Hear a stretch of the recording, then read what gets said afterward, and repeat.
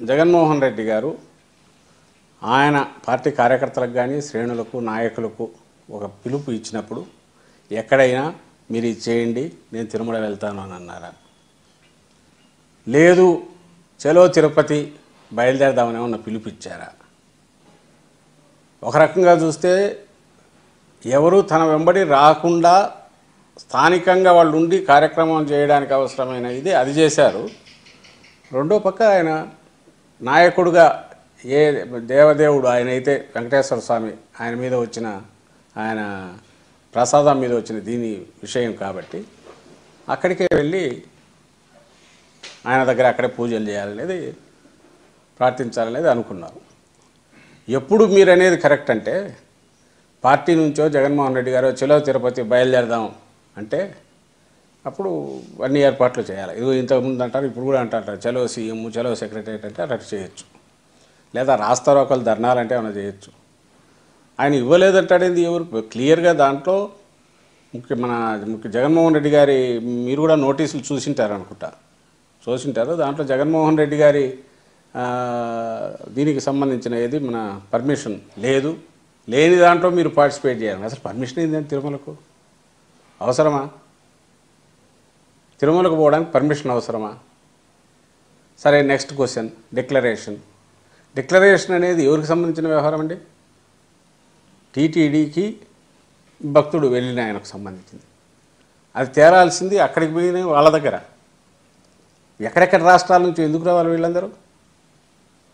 ఎక్కడెక్కడి నుంచో కట్టగట్టుకొని తోలి అక్కడి నుంచి తీసుకొచ్చి ఎందుకు దించాలా? అసలు ఎవరు అక్కడికి వెళ్ళే ప్రయత్నాలు చేస్తున్నారని చెప్పి నోటీసులు ఇచ్చినారు వీళ్ళు. క్రియేట్ చేసింది, టెన్షన్ క్రియేట్ చేసింది ప్రభుత్వం. బీజేపీ ఏం బయట పార్టీనా? కూటమిలో పార్టీ కాదు, వాళ్ళకి రెస్పాన్సిబిలిటీ లేదు. అసలు నన్ను అడిగితే ఈ మాటకు సంబంధించి జంతువుల కొవ్వు వాడారని చంద్రబాబు నాయుడు అన్న దానికి సంబంధించి వాళ్ళు కంబైన్డ్గా కూటమి మొత్తం వాళ్ళ పాప పరిహారం చేసుకోవాలా? ఏదైనా చంద్రబాబు నాయుడు పాప పరిహారం కోసం ఉన్న వాళ్ళు చేయాలా, లేదంటే వాళ్ళు కంబైన్డ్గా నా చేసుకోవాలి? అలా కాకుండా దాన్ని మరింత ఇది చేసే రకంగా డైవర్ట్ చేసేటట్టు బీజేపీ ఏమో వాళ్ళ నాయకులను కార్యకర్తలను లేకుంటే సాధువులను వాళ్ళని తీసుకొస్తారు. ఇంకో పక్క ఈయనేమో టెంపుల్స్ నేను క్లీన్ చేస్తానంటాడు. ఎవరిది క్లీన్ చేయాలా? చంద్రబాబుది క్లీన్ చేయాలా, లేదా ఆ ప్రభుత్వంలో ఉన్నందుకు వీళ్ళ పాపాలన్నీ వీళ్ళవి క్లీన్ చేసుకోవాలా? ఎక్కడైనా జగన్మోహన్ రెడ్డి గారు పిలుపు ఇచ్చి అందరం వెళ్దామని అన్నారా? అందరు రండి అన్నారా? అన్నప్పుడు దాని మీద ఎందుకు ఇష్యూ చేశారు? ఆన్సర్ ఇవ్వాల్సింది వాళ్ళు, సంజాయిషి ఇవ్వాల్సింది వాళ్ళు. జగన్మోహన్ రెడ్డి గారు ఒక స్టేట్స్మెన్ లాగా